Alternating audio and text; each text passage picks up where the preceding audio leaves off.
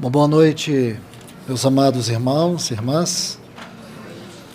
Pela graça do Senhor, mais uma vez, nós nos encontramos juntos aqui para esse tempo de meditação na palavra do Senhor.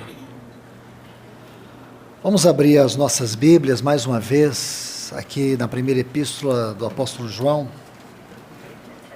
no capítulo 2 e o versículo 18. Vamos apenas tomar uma frase aqui, que diz assim: filhinhos, já é a última hora. Agora, por favor, abram suas Bíblias no livro de Números,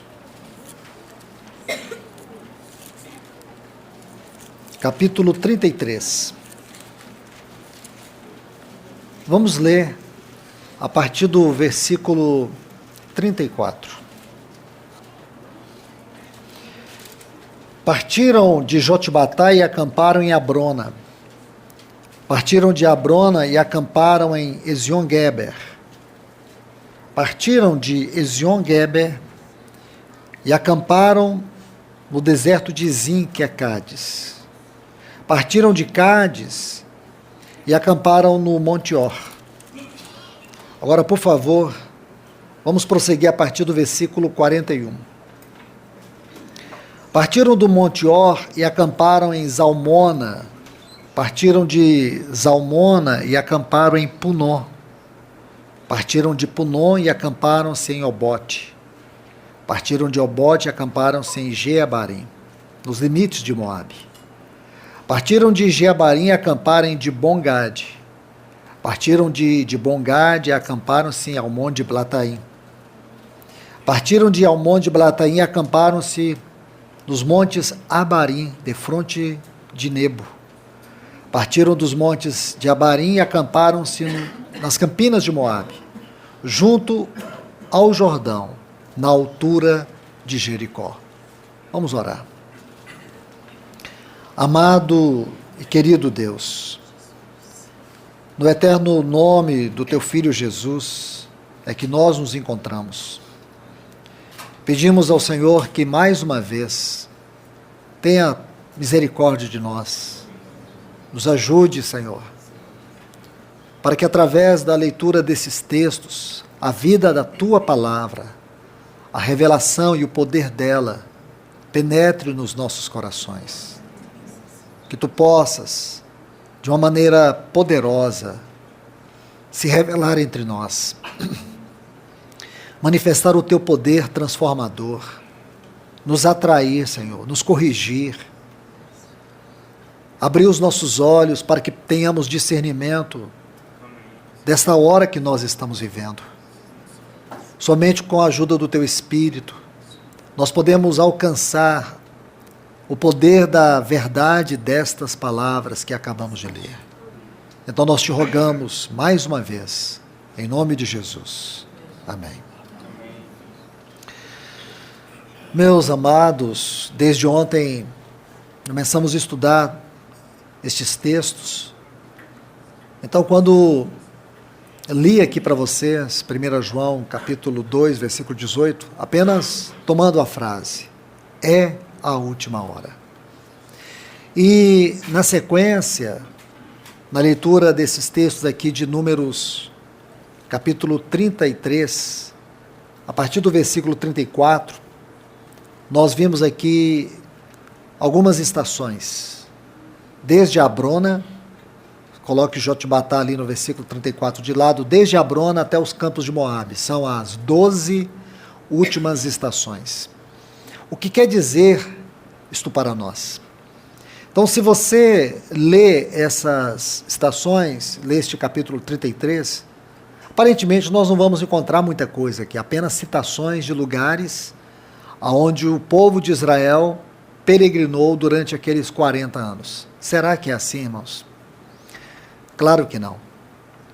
Nós precisamos entender a voz do Senhor, precisamos permitir que a Bíblia, que a palavra de Deus é a sua voz escrita, e esta voz como uma espada, ela possa penetrar no nosso coração, nos ajudar a ter revelação daquilo que Deus tem para nós aqui nesses dias. Então, ontem eu compartilhei um pouco sobre essas 12 últimas estações. Permita-me fazer mais algumas colocações para que venhamos nos ligar aquilo que foi ministrado ontem e aquilo que deverá ser ministrado hoje. São 12 estações, desde Abrona até os campos de Moabe. Quando você estuda todo esse capítulo 33 do livro de Números, você encontra aqui 42 estações. Você vai perceber no estudo minucioso, detalhado, que essas 42 estações, elas estão divididas em 5 seções. As primeiras estações, nós podemos pegar aqui as 6 primeiras estações, desde Ramsés até Elim. São as 6 primeiras estações. Essas primeiras estações, elas vão falar para nós sobre os aspectos preliminares ou elementares da nossa vida cristã, as primeiras experiências espirituais da vida cristã. Estas 6 estações vão nos mostrar pelo menos 6 pontos. É claro que cada um deles tem suas vertentes, que vão nos levar a outras dimensões, a outras esferas, a outros assuntos. Porém, todos esses assuntos são aquelas fases que nós, possivelmente, alguns poucos aqui, mas a grande maioria já passaram. São os primeiros degraus da vida cristã. Depois, a segunda sessão começa aqui numa estação que é a 7ª, é o Mar Vermelho, e vai até a 18ª, que é Rissa. Então nós temos aí 12 estações. E nessas 12 estações, o tema é sobre a maturidade cristã. Você vai pegar todas elas, desde o Mar Vermelho, que é uma estação chamada Mar Vermelho, não aonde eles atravessaram no Mar Vermelho. Essa estação onde eles atravessaram é Pi-Hairote, é a 4ª. Então, desde o Mar Vermelho, 7ª estação, até a 18ª, que é Rissa, o tema é maturidade espiritual. A terceira sessão começa com Quelata, que é a 19ª estação, e vai até a 25ª, que é Mítica. Nessas estações, o assunto aqui está relacionado à vida congregacional, à vida da igreja de maneira congregacional e também o ministério espiritual. Nesta terceira sessão. Então temos aqui pelo menos 7 estações, é isso mesmo, 7 estações, desde a 19ª, que é Quelata, até Mítica, que é a 25ª. Nessas 7 estações, o assunto é o ministério espiritual e a vida congregacional. Aí depois começa a 4ª sessão, que vai de Hasmona, que é a 26ª, até Jotibatá. Jotibatá é uma estação muito importante, que é a 30ª. Nestas estações, o tema aqui é o discipulado espiritual, o discipulado a Cristo. E por quê? Permita-me abrir um pequeno parêntese. Porque nessas estações que o Senhor vai conduzir Moisés e Arão e os anciãos de Israel a preparar, a discipular, a levar a responsabilidade do chamamento, da vocação, aquela geração que nasceu no deserto. Por quê? Escute isto. É fundamental. A velha geração, aquela geração que saiu do Egito, com exceção de 2 homens, Josué e Caleb, toda aquela velha geração, Deus vai sepultar ela no deserto. Exceto 2 homens, Josué e Caleb, eles entrarão para Canaã. Porque lá na 15ª estação, e hoje nós vamos ler um pouco sobre ela, foi quando eles chegaram tão próximos de Canaã, mas não entraram. E por que não entraram? Porque se acovardaram. Isso está registrado em Números capítulo 13. eles se acovardaram. Eles chegaram numa região conhecida como Cádiz Barneia, que é a estação que nós vamos estudar hoje. Eles já estiveram lá, porém não exatamente em Cádiz Barneia. Eles estiveram numa estação chamada Ritma, a 15ª. Cádiz Barneia nós vamos estudar hoje. Então, quando eles chegaram aqui, eles foram provados. E nós temos que entender a natureza dessa provação.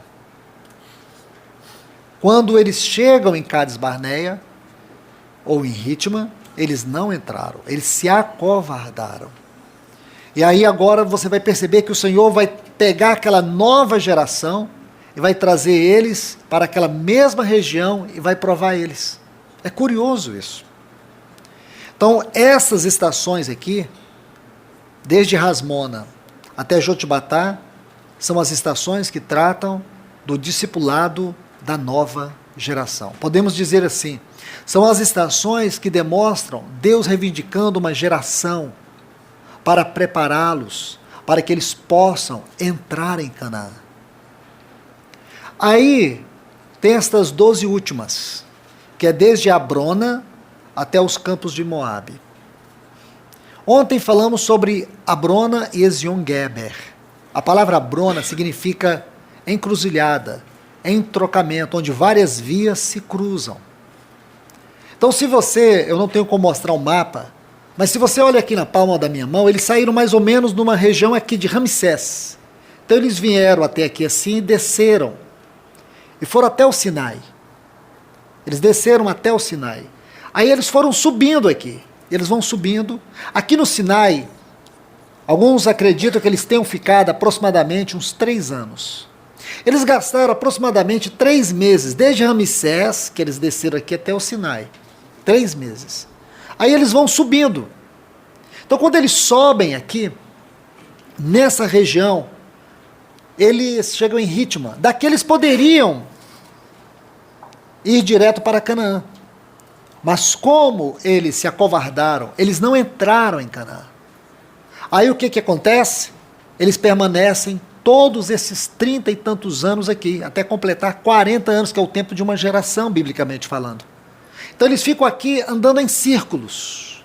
E é nessas voltas que eles passam aqui por essas regiões que outrora eles já passaram, que é a região ali de Cádiz Barneia, região de Horebe, onde eles já tiveram algumas experiências. Tudo isso é muito curioso, muito interessante.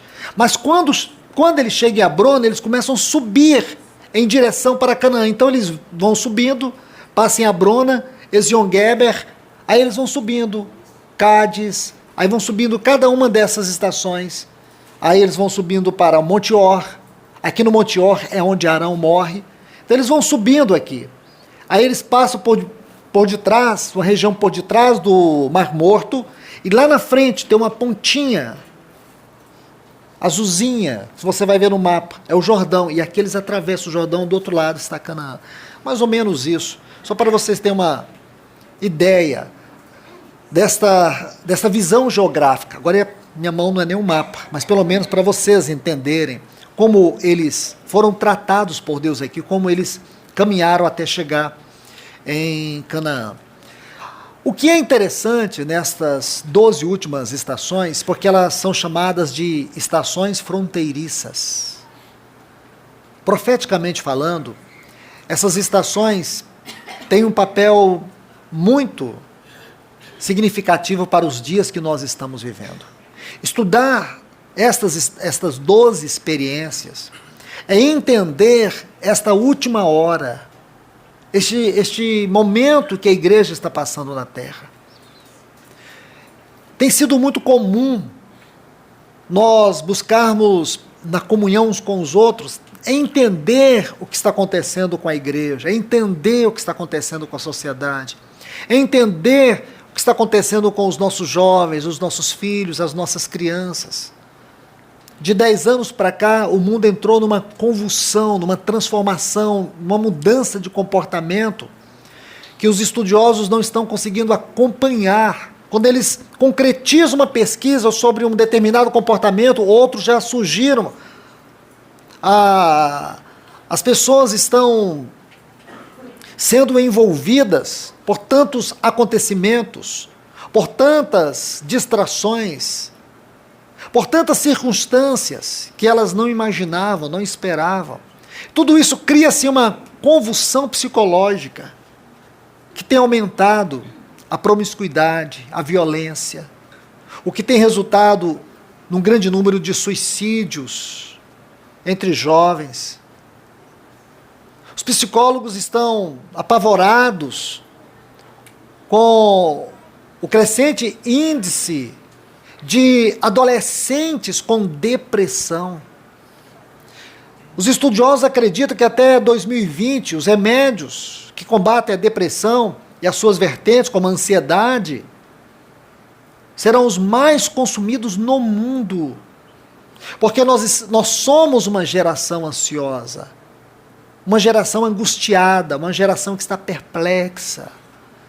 O que eu quero dizer, irmãos, com tudo isso, é que precisamos admitir que chegamos nesta última hora.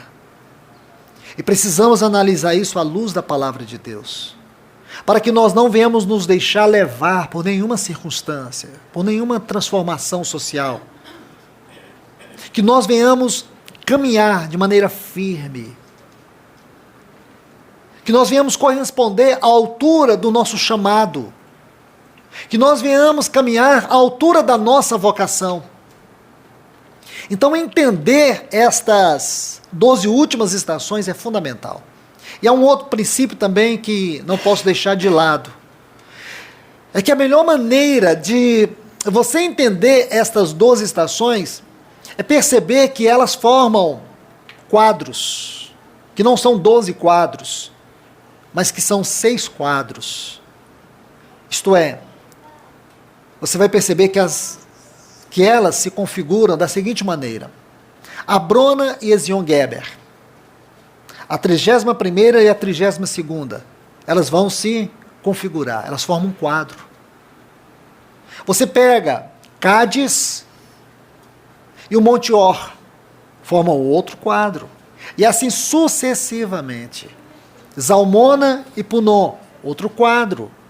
Até porque os nomes dessas estações, especialmente Zalmona e Punon, talvez amanhã eu entre um pouco em detalhes para resumir, porque não vamos chegar até o final.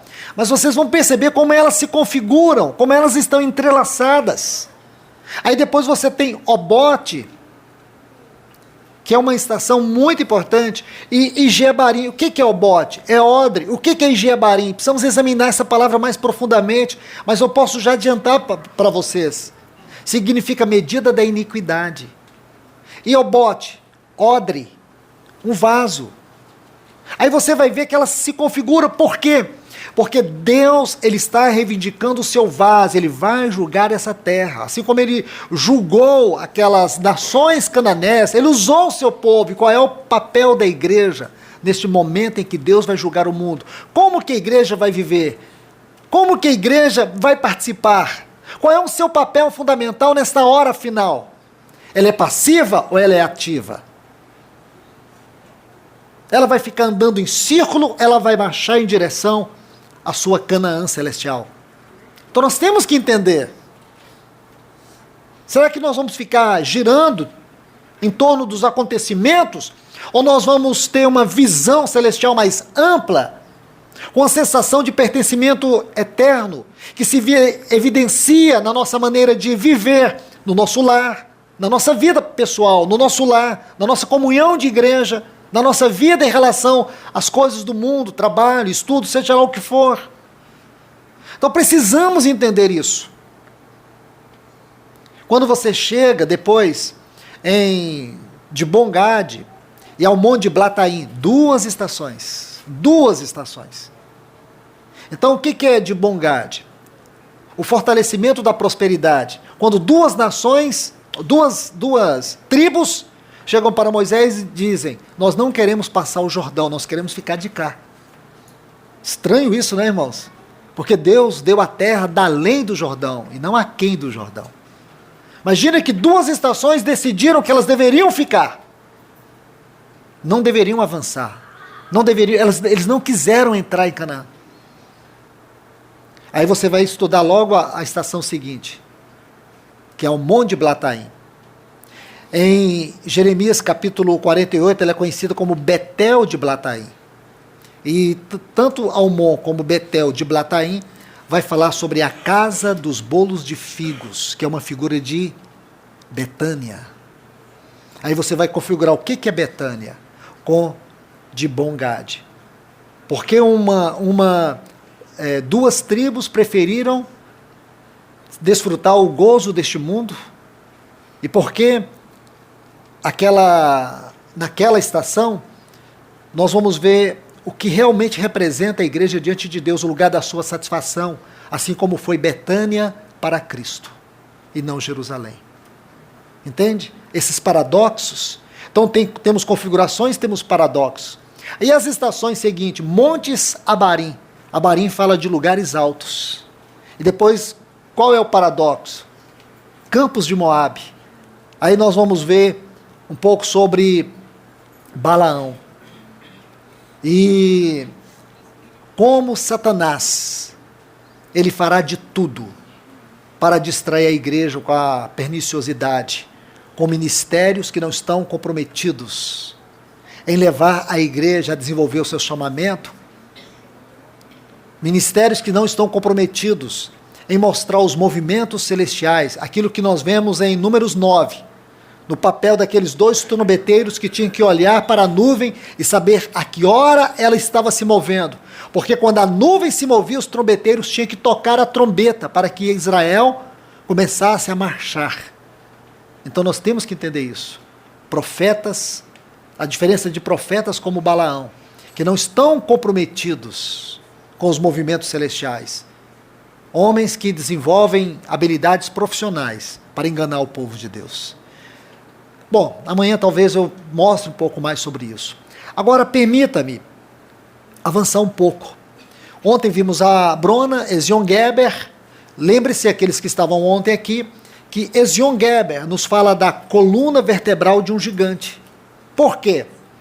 Essa região de Ezion-Geber, nós lemos Deuteronômio capítulo 2, a partir do versículo 9, vai descrever para nós esta estação, como também Deuteronômio 2, 1 a 8 vai mostrar a Brona, 9 em diante vai nos mostrar Ezion-Geber. Mas resumindo, aquela é uma região de gigantes, a mesma região aonde um dia eles passaram no capítulo 13 do livro de Números. Aí depois que eles passaram por isso, nós lemos também, para concluir este quadro, Gênesis capítulo 14, porque vai nos mostrar um episódio na vida de Abraão, porque era a mesma região também, a mesma região que Israel passou e estremeceu por causa da sua covardia quando viu as cidades fortificadas, e eles viram os gigantes. Eles não entraram, eles disseram, sim, a terra mana leite e mel, é verdade, porém nós não temos como entrar, porque é uma terra que devora os seus moradores. Há gigantes, nós não temos como entrar. Então eles se acovardaram. Mas nós vamos encontrar a mesma experiência na vida de Abraão. Aqueles gigantes, aquela região. E Abraão não tinha um exército, ele tinha 318 homens capazes da sua casa. E com aqueles 318 homens, Abraão venceu aqueles exércitos. Aqueles exércitos de 4 reis, que em Efésios 6 vai falar para nós de principados, potestades, dominadores e hostes espirituais da maldade. Está lá em Gênesis 14. Mas qual era o diferencial? Onde Abraão encontrou poder, força, coragem, para poder vencer estes exércitos. Aí o capítulo 13, bem no final, vai nos mostrar que Abraão chegou nos carvalhais de Manre, e ali ele edificou um altar, porque isso fala de vida de consagração. E no capítulo 14, versículo 18, isso você tem que ler com Hebreus capítulo 7, os primeiros versículos, sobre Melquisedeque, aquele que foi feito semelhante ao Altíssimo. Ele nos fala de uma teofania cristológica. E quando você encontra ali no capítulo 7 de Hebreus, diz que Abraão deu tudo. Por que Abraão deu tudo? Ele deu tudo de maneira leviana, aleatoriamente? Não. Ele só pôde dar tudo para Melquisedeque, porque consequentemente Melquisedeque era tudo para ele. Havia relacionamento. Então, essas duas figuras mostram para nós o fundamento de uma vida de fé. E a vitória que vence o mundo é a nossa fé. Entender o que é fé é glorioso para nós. Se você quer entender fé, você precisa estudar a Epístola aos Hebreus, especialmente o capítulo 11, porque Deus nos deu esse capítulo para falar-nos sobre a doutrina acerca da fé. Então esse capítulo vai dizer para nós que a fé é a certeza, da fé não tem dúvida. A fé é a certeza. E uma pessoa que tem certeza, ela tem coragem, ela tem convicção. Ela não estremece, ela não anda em dúvida. Uma pessoa que tem fé é uma pessoa convicta. É uma pessoa que vê além. E Abraão era alguém que via além. Diz que ele andava procurando uma cidade que tem fundamentos. Então em Gênesis, nós encontramos um homem que andava à procura de uma cidade que tem fundamentos. E a única cidade que tem fundamentos para nós na Bíblia é a Nova Jerusalém. Ela tem 12 fundamentos. Quer dizer que este era um homem de uma profunda visão, de um profundo sentimento espiritual. Ele não era um homem qualquer. Ele foi chamado de amigo de Deus. Sabe por quê? Intimidade era a característica da fé de Abraão. Toda pessoa que tem fé, ela tem intimidade com Deus. Então eu te pergunto, é possível um exército aparentemente pequeno, e não era um exército preparado, nem vou dizer que este era um exército, eu me atrevo a dizer que eram apenas servos que ele tinha na sua casa. E ele toma esses servos para vencer exércitos. Se você ler o capítulo 14, eles estavam varrendo aquelas nações, a ponto de entrar em Sodoma e Gomorra e também levar Ló com eles. E Abraão foi lá para buscar Ló. Ló é a figura de um desviado. E hoje, irmãos, parece que nós não estamos percebendo isso. Nosso Senhor está voltando. E quantos estão desviados? Na nossa rua, na nossa casa, dentre nós. E nós não estamos nos importando. Que Deus derrame sobre nós um avivamento de ousadia em buscar os perdidos. Aqueles que saíram. Que Deus nos dê essa coragem. Começarmos a olhar a partir das nossas casas. Que nós venhamos ter essa ousadia de enfrentar principados e potestades, dominadores e hostes espirituais da maldade, e no poder do nome de Jesus, movidos por esta fé, da qual o nosso Senhor é o autor e consumador, e ordenar neste grande nome que os grilhões que prendem estas pessoas, suas mentes, seus corpos, possam ser quebrados no poder do nome de Jesus. Nós precisamos, irmãos, de uma vida de consagração, de uma vida de intimidade com Deus, para ser a base da nossa fé. Agora, o que vai nos mostrar Cádiz? Deixe-me ler alguns textos com vocês sobre essa estação Cádiz. Por favor, abra comigo sua Bíblia no livro de Números, porque esses são os textos relativos a Cádiz. A palavra Cádiz significa santo, santo. Se você atentar, aqui em Gênesis capítulo 14, você vai ver que há um outro nome para Cádiz, que é En-Mispa, ou Mispat. En-Mispat. Essa palavra, ou esses dois termos no hebraico, significa julgamento. Julgamento. Então, quando você monta esse quadro, e aqui requer uma interpretação mais contemplativa, então você pega Cádiz santo, En-Mispat, que é Cádiz. Aqui em Gênesis 14 diz isso. En-Mispat. Julgamento. Então nós podemos dizer que o julgamento dos santos. Isso configura muito bem com 1 Pedro, capítulo 4, versículo 17, que diz que o juízo vai começar pela casa de Deus. O que quer dizer isso, irmãos?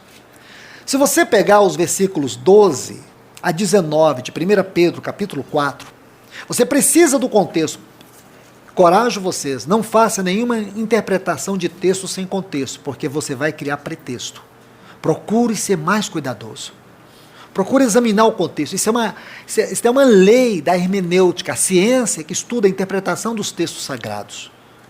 Então, quando você pega os versículos 12 a 19, então, aqui você tem um contexto do versículo 17 de 1 Pedro capítulo 4. Então, eu vou resumir isso para vocês. Você vai ver que ali ele vai falar de lutas, de provações, de fogo. Ele vai falar sobre vários pontos. E justamente para nos mostrar um quadro. Que esse julgamento não é um julgamento de condenação, mas de provação. Provar o caráter da nossa fé.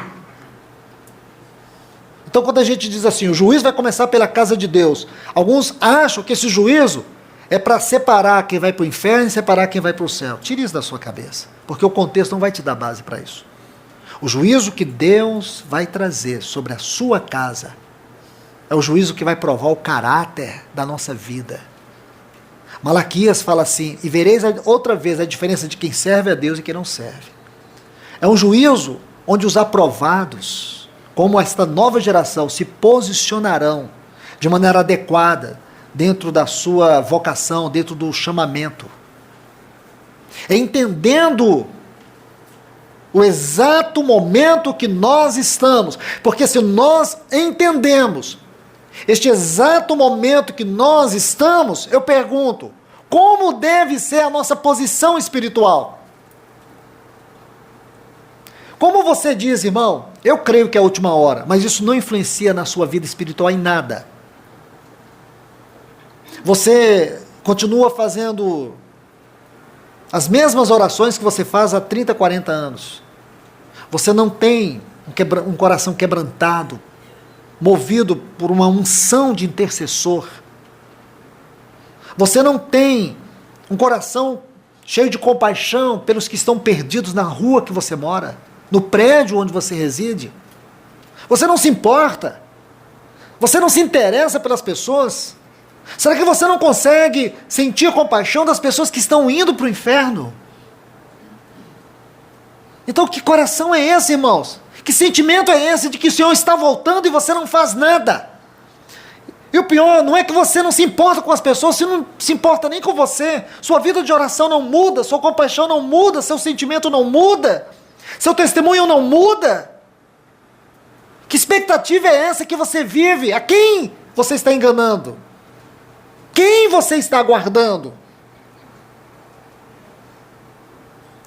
Hebreus 9, quando fala do nosso coração quanto a isso, ele fala de um coração anelante, de um coração que está extremamente anelante. Pedro fala também de um coração que anela profundamente. Então, meus irmãos, que o Senhor nos ajude a discernir esta hora que estamos vivendo. Vamos lá. Números capítulo 20, versículos 1 a 13. Está assim: chegando os filhos de Israel, toda a congregação ao deserto de Zim. Se você ler Números capítulo 13, porque é muito importante, Números capítulo 20 e Números capítulo 13 precisam ser lidos juntos, para você entender, porque são os mesmos cenários. Só que Números capítulo 13 está numa distância de tempo aí de aproximadamente 37 anos para 38 anos. Então, entre esses capítulos tem todo esse período de 37, 38 anos. Números 13 e 21 vai nos mostrar aqui sobre o deserto de Zim, que é Cádiz. Então lá diz assim, deserto de Zim, que é Cádiz, Números 13 e 21. No mês primeiro, o povo ficou em Cádiz. Ali morreu Miriam e ali foi sepultada. Observe, não havia água para o povo beber. Então se ajuntaram contra Moisés e contra Arão. Isso aqui é a nova geração. E o povo contendeu com Moisés e disseram: antes tivéssemos perecido quando expiraram nossos irmãos perante o Senhor. Por que trouxestes a congregação do Senhor a este deserto para morrermos aí, nós e nossos animais? E por que nos fizeste subir do Egito para nos trazer a este mau lugar? que não é de cereais, nem de figos, nem de vídeos, nem de romãs, nem de água para beber. Então Moisés e Arão se foram diante do povo para a porta da tenda da congregação e se lançaram sobre o seu rosto. E a glória do Senhor lhes apareceu. Disse o Senhor a Moisés. É interessante, eu quero que você preste atenção. Porque se você coloca o capítulo 13 de Números e o capítulo 20, você vai ver que no capítulo 13 Deus vai tratar com toda a congregação. Mas aqui no capítulo 20 Deus vai tratar com Moisés e Arão. Estão entendendo? Lá no capítulo 13, Deus rejeita aquela velha geração porque teve essa mesma atitude. Mas aqui Deus não vai rejeitar o seu povo. Mas Deus vai reprovar Moisés e Arão. Então, meus irmãos, eu creio que aqui cabe um pequeno parênteses. E aqui eu quero me dirigir a todos os irmãos, a todos aqueles que têm, da parte do Senhor, o encargo do ministério, do serviço ao Senhor. Deus vai provar, sim, todos nós. Como ele provou Moisés e Arão aqui. O Monte Or fala disso. A estação Monte Or fala justamente disso. Deus provando Arão. Porque ali Arão foi sepultado. Mas não só Arão. Deus vai falar com todos nós. Como nós precisamos ser cuidadosos em jamais usurpar para nós a glória que é de Deus no nosso serviço. Daquilo que Ele nos confiou. O ministério não é nosso. O chamado não é nosso.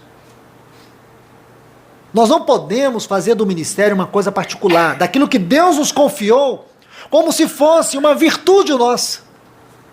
Como se fosse algo particular a mim, meu ministério, minha capacidade, minhas revelações, meu livro, minha mensagem. Nós somos apenas uma voz, como João Batista disse, sou uma voz. Uma voz. Não tem glória para nós.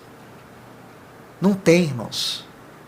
Então, isso é muito sério aqui. É apenas esse parênteses.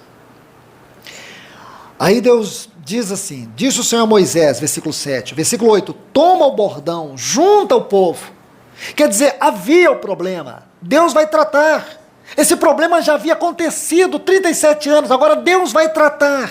Aí Deus diz assim, toma o bordão, ajunta o povo, tu e Arão, teu irmão, diante dele, falai a rocha. Isso já tinha acontecido, irmãos, em Horebe. E vou dizer para vocês, nessa mesma região, há 30 e tantos anos atrás, 37 anos atrás, eles passaram por essa mesma experiência, nessa mesma região. E havia uma pedra pequena ali, uma rocha pequena. Interessante que a palavra hebraica lá, para rocha, é tissur, que fala de uma rocha pequena. Já aqui, quando ele diz falai a rocha, a palavra hebraica é selá, que é uma rocha bem alta, bem grande. Naquela vez que eles passaram, há 37, 38 anos, ou 36 anos atrás, eles passaram em Refidim. Escute o que eu estou te falando. Refidim.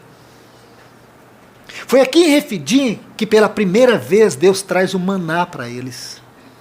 Então quando eles passaram essa região de Refidim, que é a 11ª estação, aí eles tiveram essa experiência. Sabe o que Deus diz para Moisés? Fere a rocha. Moisés foi e feriu.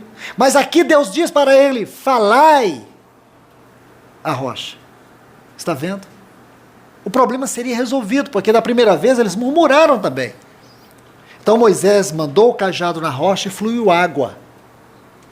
Só que existe um detalhe que está em 1 Coríntios, capítulo 10, versículo 4. Diz que essa rocha aqui, que foi uma tisur, que agora é uma rocha grande, um selá, ela seguia eles. Irmãos, eu sei que é difícil para uma pessoa pensar com a mente natural isso, não é verdade? Pensar, como é possível? Tá, eu te faço outra pergunta. Como também foi possível eles beber água durante 40 anos no deserto? Como? Então Paulo vai dizer para nós, havia uma rocha que o seguia. E a rocha era Cristo, era uma outra teofania de Cristo, aquela rocha. Porque Cristo, irmãos, ele está presente na Bíblia de Gênesis e Apocalipse. Então nós temos aqui as suas teofanias, que é um outro assunto, é um outro tema, é outra conferência, não é esta. Entender como é possível isso, como foi possível isso, como Deus manifestava seu Filho. Então, meus irmãos, aqui Moisés recebe essa ordem de Deus, falai a rocha, que a palavra aqui, tradução é penhasco, e dará sua água, e assim lhe tirareis água da rocha, e dareis a beber à congregação e aos seus animais. Então Moisés tomou o bordão de diante do Senhor, o bordão estava diante do Senhor, porque ele servia como testemunho,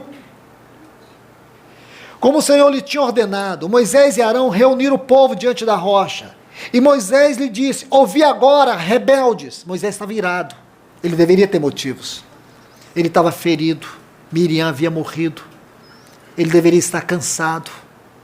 Irmãos, como nós precisamos cuidar das nossas emoções diante do Senhor, especialmente nós que servimos. Porque a tendência da igreja, não estou falando de vocês, mas de muitos irmãos, é achar que os irmãos que ministram são super-homens espirituais. Eles têm uma vida cristã acima de todo mundo, eles têm uma fé maior do que de todo mundo, eles são pessoas que recebem todo tipo de pancada, mas eles não sofrem nada. Eles são resistentes a tudo. Não são, irmãos. Está aqui um homem que nós admiramos tanto. Um homem que tinha uma comunhão com Deus, como diz em Deuteronômio 34. Não houve um homem nessa terra que falasse com Deus face a face como Moisés. Não é verdade?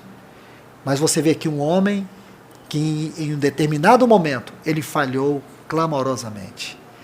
Ouvi, rebeldes, porventura, faremos sair água desta rocha para vós outros? A maneira irônica de falar.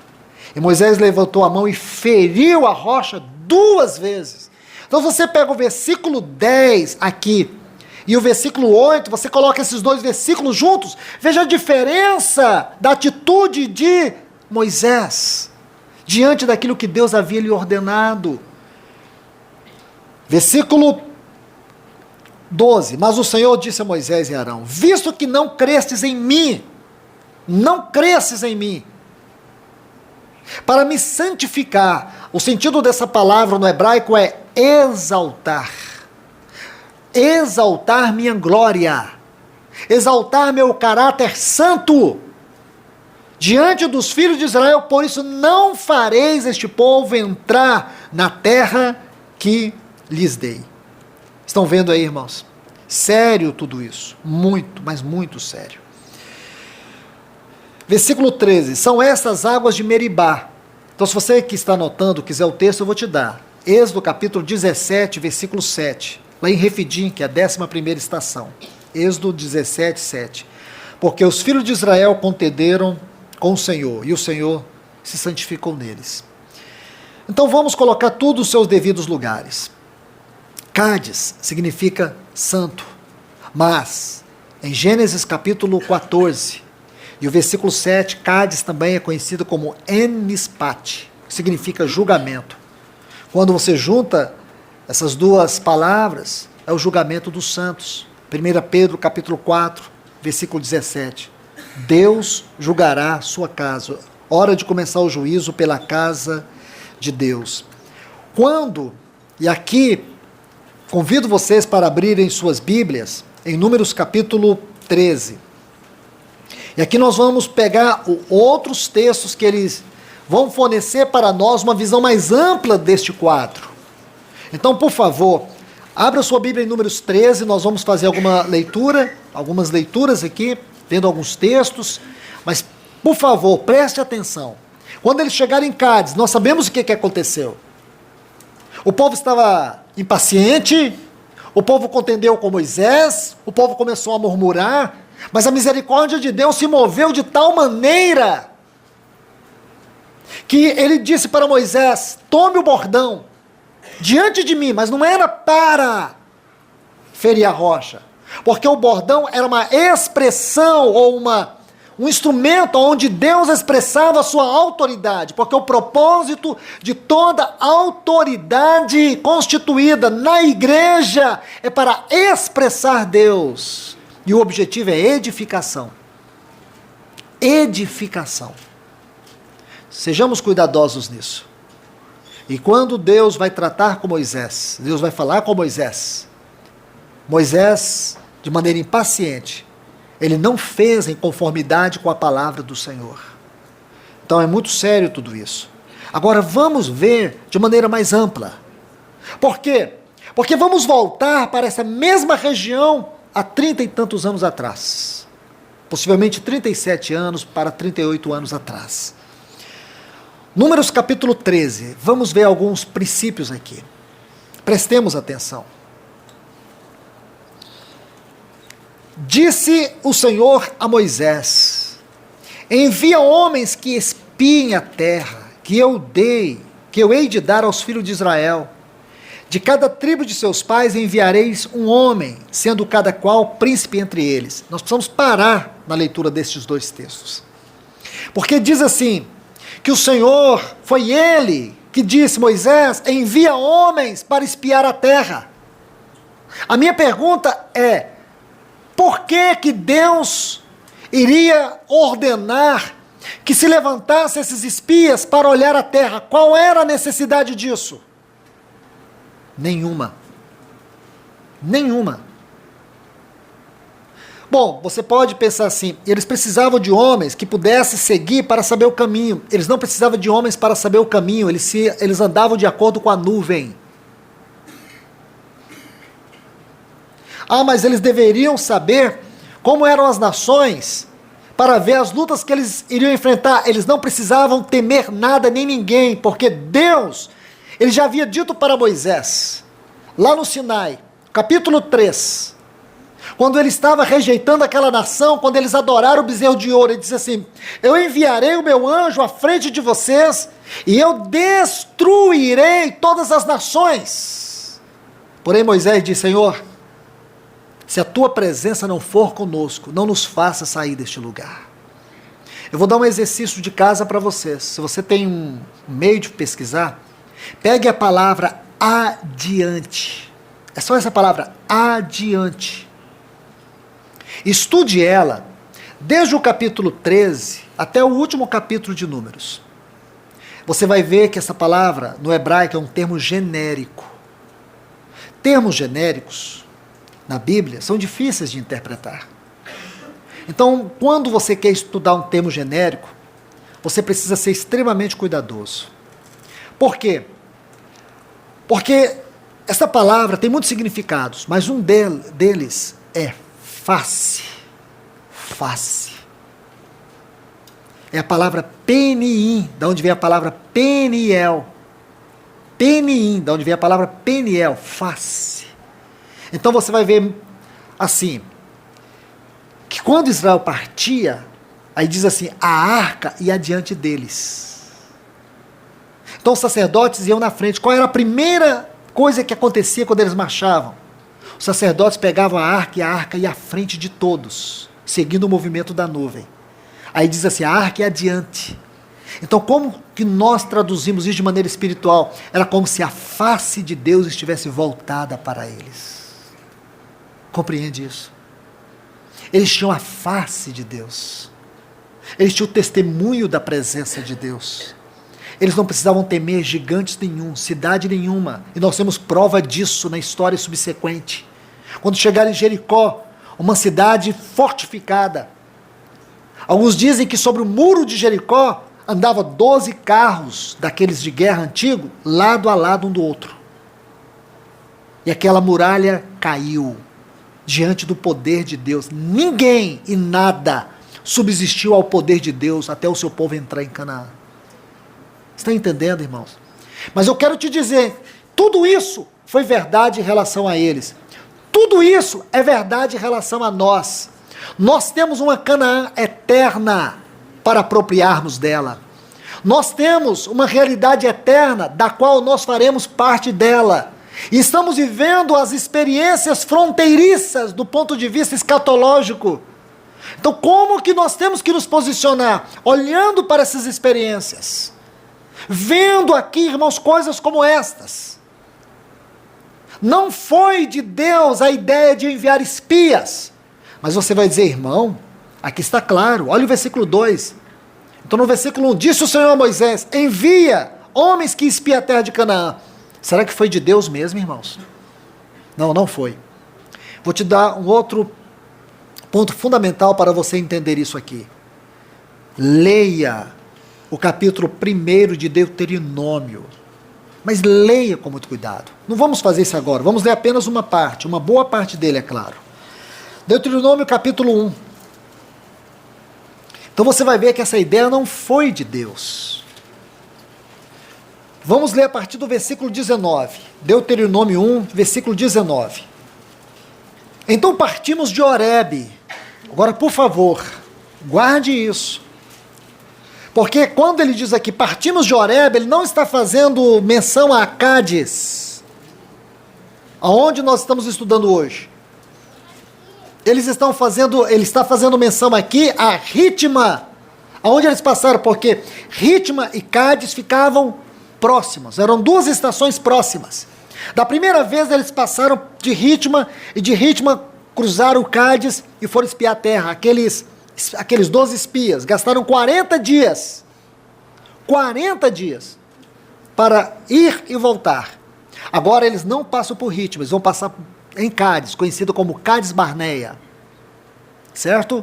Ou En-Mispat, eles vão passar aqui, preste atenção nisso. Então quando ele fala aqui, então partimos de Horebe e caminhamos por todo aquele grande e terrível deserto que vistes, pelo caminho de região montanhosa dos amorreus, como o Senhor nosso Deus nos ordenara, e chegamos a Cádiz Barneia. Então eu vos disse, tendo chegado à região montanhosa dos amorreus, que o Senhor nosso Deus nos dá, eis que o Senhor teu Deus te colocou esta terra diante de ti, sobe, possuía, como falou o Senhor, Deus de teus pais, não temas e não te assustes.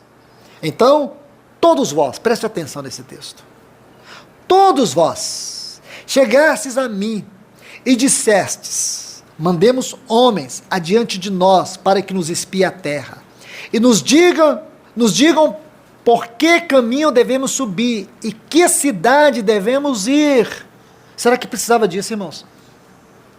Será que eles precisavam disso? Isso me pareceu bem. Moisés aceitou. Não me pergunte por quê, porque eu não tenho como responder. Eu só sei que ele disse, que bom, isso é bom. E foi bom, irmãos. Se você lê o que aconteceu em Ritma, toda aquela geração foi rejeitada, irmãos. Eles morreram no deserto.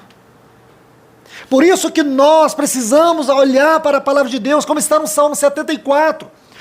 A parafrase é assim, nós não temos placas de sinalização, não temos nem profetas que nos dizem até quando. Então o que significa? Se a igreja está caminhando a ermo, é porque falta homens que têm visão espiritual. Muitas vezes nós temos uma facilidade de ver erros, de ver pecados, de ver problemas no meio da assembleia, mas somos incapazes de ver a direção do Senhor, as manifestações do Senhor, os anelos que o Senhor tem, seus caminhos misericordiosos, seus caminhos mais elevados. Isso requer oração, comunhão, joelhos dobrados, face no chão, homens que se rendam ao Senhor, em oculto, em silêncio, e procurem ouvir Deus, e não ficar vendo ou procurando ver problemas na Assembleia. Nós precisamos discernir os problemas na Assembleia. Porque se você conversa com o irmão, em menos de 10 minutos, você é capaz de ver 10, 20 problemas nele. Nós temos uma facilidade para isso. Temos uma capacidade de detectar problemas nos outros. Mas que dificuldade que nós temos de discernir o que está por detrás das lutas, dificuldades, problemas e pecados dos nossos irmãos. Isso requer discernimento espiritual. Então, meus irmãos, vamos à leitura aqui. Versículo 24, e foram e subiram a região montanhosa, espiando a terra, e vieram até o vale de Escol, e tomaram do fruto da terra nas mãos, e nolo trouxemos, e nos informaram dizendo, é terra boa que nos dá o Senhor nosso Deus. Porém, vós não quiseste subir, mas fostes rebeldes à ordem do Senhor vosso Deus, murmuraste nas vossas tendas e dissestes: tem o Senhor contra nós ódio, por isso nos tirou do Egito para nos entregar na mão dos amorreus. Para onde subiremos? Nossos irmãos fizeram com que se derretesse o nosso coração, dizendo: maior e mais alto do que nós é este povo, as cidades são grandes e fortificadas até os céus. Também vimos ali os filhos dos Anaquins, os gigantes. Então eu vos disse: não vos espanteis, nem os temais. O Senhor vosso Deus que vai adiante de vós, Ele pelejará por vós. Segundo tudo que fez conosco, diante dos vossos olhos no Egito, como também no deserto, onde vistes que o Senhor vosso Deus, nele vos levou. Escute bem, olha que texto lindo. Como também no deserto, onde vistes que o Senhor, vosso Deus, nele vos levou, como o homem leva o seu filho. Sabe o que ele está dizendo? O Senhor vos levou no colo. No colo. Como o homem leva seu filho por todo o caminho pelo qual andastes, até chegar a este lugar. Então, se o Senhor os trouxe ali no colo, irmãos, eles precisavam de espia para saber o caminho. Por que que eles mandaram espias? Porque eles não tinham fé. Porque quando você não tem fé, você se acovarda diante de problemas. Lembra em Marcos 11, quando o Senhor diz assim: se disser a este monte, ergue-te e lança-te no mar, e não duvidar no teu coração, mas crê que se fará aquilo que diz, assim será feito. Então o que são montes? O que são montanhas? São lutas, são problemas. De repente chega a notícia daquele exame e você desmorona. De repente surge aquele problema e você diz: meu Deus, o que eu vou fazer? Você sente a terra, o chão abrir debaixo dos seus pés. É uma notícia que vai mudar a sua vida para sempre. O que você vai fazer? Irmãos, escute, nós nunca podemos tomar uma posição natural. Nossa posição é sempre espiritual e celestial. Você nunca pode esquecer que entre o seu coração e o trono de Deus tem um caminho aberto. Você tem total liberdade de entrar diante de Deus no seu santíssimo lugar. Então você vê aqui, que cuidado, que zelo. Mas, versículo 32, nem por isso creste no Senhor vosso Deus.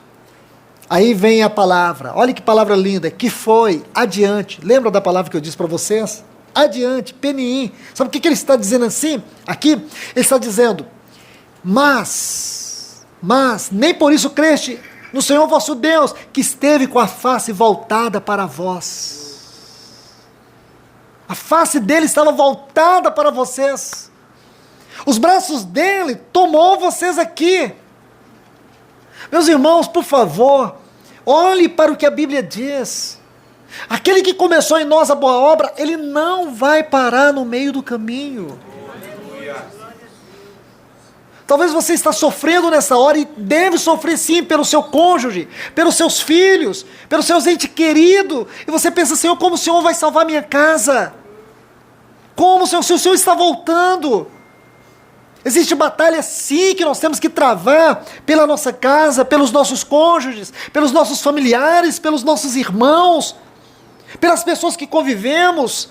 E eu creio que é esta hora que temos que tomar essa consciência de batalhar. Existem principados, existem potestades, existem dominadores deste mundo tenebroso, hostes espirituais da maldade. São gigantes que estão aí no mundo, atuando em todas as esferas. E tudo isso, irmãos, não é um poder contra o mundo está debaixo desse poder, nós não estamos. Esse poder tem como grande objetivo nós, como o povo de Deus está sofrendo nessa terra, debaixo de um terrível ataque. Não se esqueça, a tua vida está nas mãos do Senhor. Não se esqueça, ele não tira os olhos de você. Não se esqueça, a face dele está voltada para você. Ele começou uma boa obra.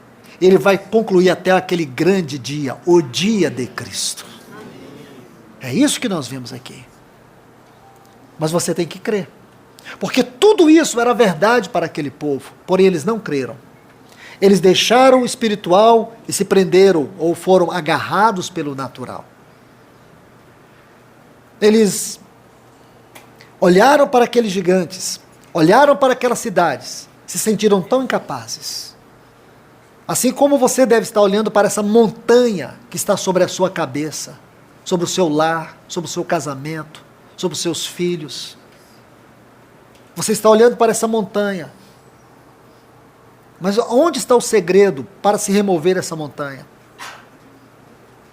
Se você crê que se fará aquilo que diz, você precisa crer na palavra de Deus. Crer em Deus é ter a convicção que Deus não mente. Ele vela para cumprir a sua palavra. Se Ele diz que vai salvar a nossa casa, Ele vai salvar. Entende? Deus salvou Ló. Ele estava em Sodoma. Deus salvou Ló. Abraão foi lá e resgatou ele. Se você olhar como foi possível tudo isso, a misericórdia do Senhor, Deus fez isso por amor a Abraão. Você lembra da Raabe, aquela prostituta? Sabe onde ela morava? Ela morava na muralha de Jericó. Então nós podemos afirmar, isso está em Josué 6, que um pedaço da muralha de Jericó não caiu. E sabe o que aconteceu? Quando ela soube que o povo cercou a cidade, para onde que ela fugiu? Para cima do muro. Sua casa estava lá, porque havia casas no muro de Jericó. E ela encheu a sua casa dos seus parentes e colocou uma fita vermelha na janela. E aquele lugar onde estava aquela fita não caiu. E por que não caiu, irmãos? Porque essa é a promessa que nós temos no poder e na eficácia do sangue de Jesus. Então, irmãos, nós precisamos dizer ao Senhor: Senhor, fortalece a minha fé na Tua palavra. E que eu possa, Senhor, através do poder do Teu Espírito, contemplar a Tua face. Nas dificuldades, nas lutas, nos problemas. Que eu possa olhar para Ti, e não para o tamanho da montanha que está sobre a minha casa. Então, por favor, irmãos, vamos só terminar a leitura aqui. Tendo, pois, ouvido o Senhor as vossas palavras, versículo 34, indignou-se e jurou dizendo: certamente nenhum dos homens desta maligna geração verá a boa terra que jurei dar aos vossos pais, salvo Calebe, filho de Jefoné. Ele haverá, e a terra que pisou darei a ele e a seus filhos, porquanto perseverou em seguir o Senhor. Que frase, irmãos? Perseverou. Persevere, aquele que perseverar até o fim, este será salvo. Persevere. Está difícil, mas não abaixe as suas armas. Tem vindo desânimo sobre você, não se deixe levar, porque Satanás fará de tudo. Ele vai atacar o seu corpo, ele vai atacar a sua mente, ele vai atacar o seu cônjuge, ele vai atacar os seus filhos, ele vai atacar as suas finanças, ele vai tentar de todas as formas. São principados, são potestades, são dominadores, são hostes espirituais da maldade. Você sabe que essa palavra hostes espirituais da maldade, essa palavra hostes, ela vem de um termo grego que significa farmaqueia. E curiosamente essa palavra farmaqueia, ela dá a ideia de drogas. Mas não é um ponto específico ou uma questão específica, mas generalizada. E aqui eu faço um parêntese para muitos tipos de drogas que os cristãos estão usando para poder combater depressão, para poder combater ansiedade, muitas coisas. Não estou dizendo para você chegar em casa e jogar os seus remédios hoje fora. Mas será que é certo, irmãos? Eu tenho procurado ajudar os irmãos a ver isso. Remédios que interferem nas nossas emoções, no nosso humor, que nos controlam por dentro e por fora. Será que isso aí não é porque você perdeu em Deus o seu descanso? Será que não é um transtorno de ansiedade que está esmagando os seus afetos e destruindo a sua fé? São hostes espirituais da maldade. Então eu quero te encorajar a ir aos pés do Senhor e repreender esse maligno sobre a sua vida. Quando Paulo fala sobre a ansiedade em Filipenses 4, ele diz para nós não andarmos ansiosos. Aí vai dizer assim, porque perto está o Senhor. Perto está o Senhor. Ele não está dizendo que o Senhor está perto de voltar, não é isso que ele está dizendo. Ele está falando de presença. Você precisa entender que quando você passa a ficar escravizado por transtorno de ansiedade, é porque você perdeu a sensação, o sentimento, a certeza da presença de Deus na sua vida. E é essa perda que produz em nós ansiedade. Lembra quando Jesus diz assim para os discípulos no Evangelho de Marcos, passemos para o outro lado. Aí eles entraram num barco, aí diz que Jesus dormiu. Jesus dormiu, aí veio um vento forte, e começou a arremessar o mar contra as ondas, e Jesus dormindo, e os discípulos no maior desespero, até que eles acordaram o Senhor e disseram, Senhor, não te importa que morramos? Isto é, ele estava dizendo assim, Senhor, nós estamos morrendo e o Senhor dormindo. A Bíblia diz que não dorme o guarda de Israel. Sabe por que o Senhor estava dormindo? Porque tudo estava no controle soberano das suas mãos. E ele havia dito lá atrás, antes do vento chegar, ele já havia dito, vamos passar para o outro lado. Isto é, com vento ou sem vento, com tempestade ou sem tempestade, a sua palavra vai cumprir. Você consegue entender isso? Jesus diz assim para os discípulos, Satanás requereu peneirar todos vocês. Ele vira só para o Pedro e diz, Pedro, eu roguei por você, para que a tua fé não desfaleça. Aí quando você lê Lucas 22, você vê ventos tempestuosos do inferno contra a vida de Pedro. Quando você vê a história de Pedro, a biografia de Pedro, você pensa o que ele passou, o que Satanás queria destruir. O Senhor rogou apenas por uma coisa na vida de Pedro. Ele não rogou para que as tempestades não viessem. Ele rogou pela fé de Pedro. Eu roguei para que a tua fé não desfaleça. Sabe o que nós precisamos nessa hora tão difícil, irmãos? Ter uma fé fundamentada numa vida de consagração, de entrega total a Deus e de uma comunhão íntima com Ele. É isso que nós precisamos para vencermos esta hora. Porque esta é a nossa grande vitória, uma vida de fé. Então nós temos que nos fortalecer na palavra, porque a fé, a palavra não apenas gera a fé, mas ela fortalece a nossa fé. Deixe-me concluir aqui, irmãos. Versículo 39 e 40 diz, se vossos meninos, de quem dissestes, por presa serão, e vossos filhos, que hoje nem sabem distinguir entre o bem e o mal, esses ali entrarão. Então é a nova geração. A eles darei a terra, e eles possuirão. Porém vós, virai-vos e parti para o deserto pelo caminho do Mar Vermelho. Então, meus irmãos e irmãs, concluindo esta palavra, como nós precisamos, com a ajuda do Espírito do Senhor, a discernir todo este tempo que nós estamos vivendo. E ver o quanto podemos aprender com estas estações fronteiriças. Essas estações onde o povo de Deus vai ser provado, como foi aquela velha geração, a nova também vai ser provada. E Deus está provando a sua igreja. Toda essa apostasia generalizada é uma maneira também de Deus provar a sua igreja. Quantos estão dispostos a manter o testemunho daquelas virgens prudentes? E quantos estão perdendo o testemunho de Cristo como aquelas virgens nécias? Deixando o azeite acabar. O azeite fala do Espírito Santo. Aqui nós podemos dizer entristecendo o Espírito, apagando o Espírito, desprezando o Espírito de Deus. Talvez essas três frases podem nos ajudar a interpretar a natureza da apostasia das virgens nécias. E nós sabemos que aquelas virgens é sim uma figura da igreja apostata. Então, meus irmãos e irmãs, como nós precisamos entender isto? Como nós precisamos nos agarrar com a ajuda do Espírito Santo à sua palavra,